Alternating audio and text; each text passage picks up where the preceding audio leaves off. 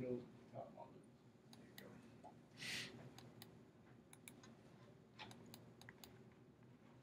you go. Okay, so I guess I'm streaming now. Oh, that's trippy. You see what's behind you? So it's just gonna be on.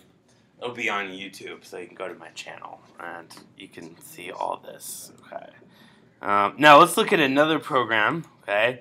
This one is a really cool program. It's really simple, and all it does is it measures a specific frequency. Okay, so it actually measures sound. So if you were trying to tune your guitar, you could use a program like this. So I'm going to start it, and what it does is it actually records my voice, and this is the frequency. Okay, so if I can make a specific frequency, so if I whistle.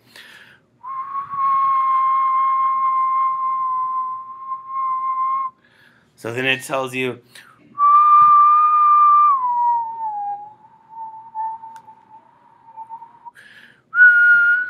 So it has a gauge here that tells you what the frequency is, and then it also has an indicator there. And then the screen here is basically my voice. So I'm plotting it. It's recording the intensity, and then it displays the intensity like this. Okay, so this is, I guess, like my digital voice. Okay. Be able to change like what microphone it's using? Oh yeah.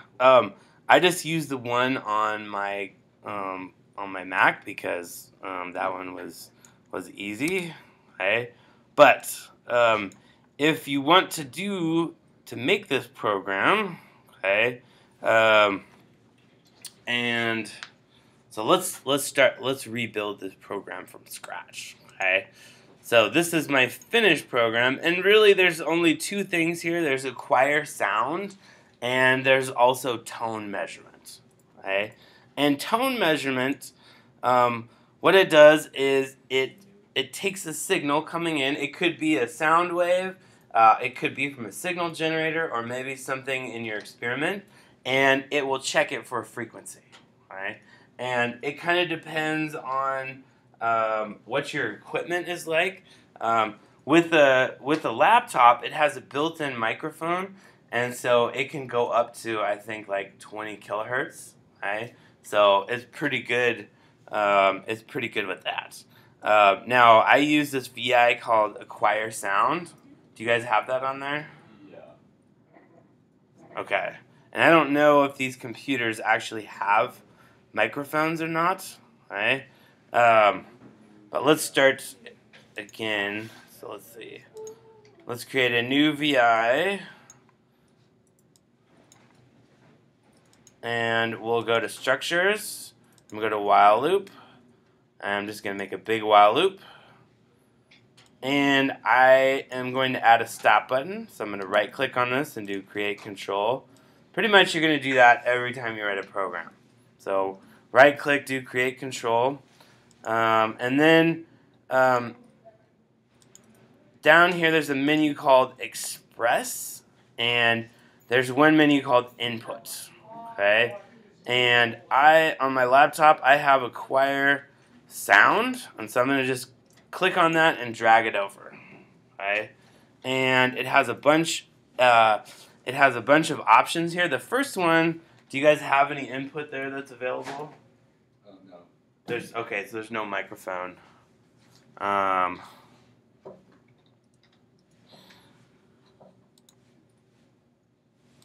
Actually, What?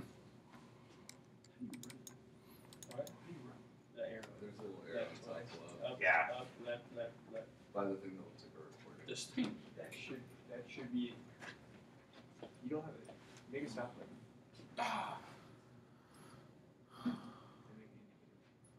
Just right on that. Okay.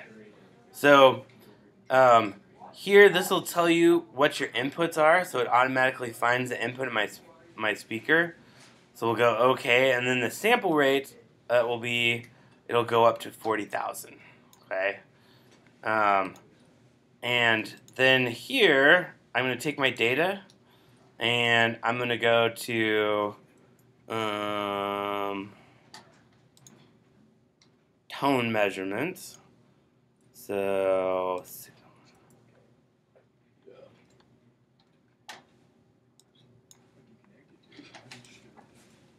just have to add a time really quick. Right click on the little time delay. I did. It's got 0.9 seconds.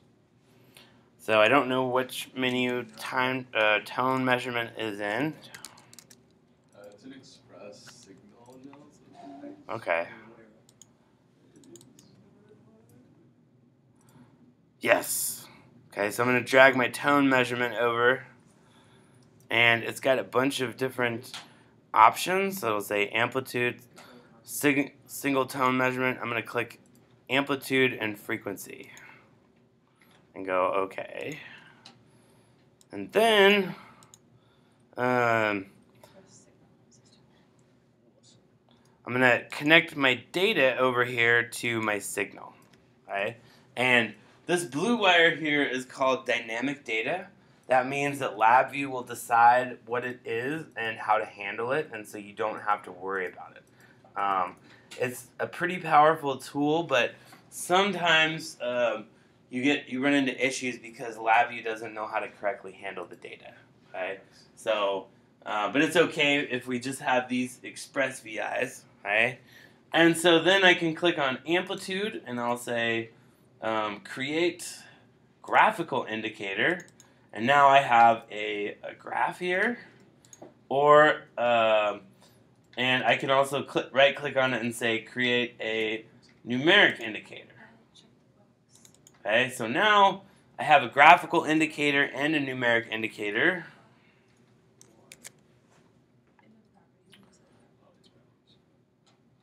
And then my frequency, I'm going to do create graphical indicator.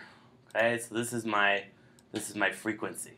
Okay, so I'm going to run my program, and